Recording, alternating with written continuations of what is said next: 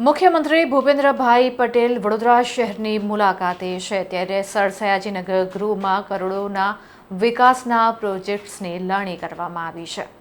મુખ્યમંત્રી ભૂપેન્દ્રભાઈ પટેલ વડોદરાની મુલાકાતે છે ત્યારે વડોદરા શહેરના સર સયાજીનગર ગૃહ ખાતે સંસ્કારી નગરીમાં વિકાસના ઉત્સવ મનાવવામાં આવી રહ્યો છે, જેમાં સીએમ ભૂપેન્દ્રભાઈ પટેલે વડોદરામાં 957 જેટલા કરોડોના પ્રોજેક્ટ્સની લાવણી કરી છે।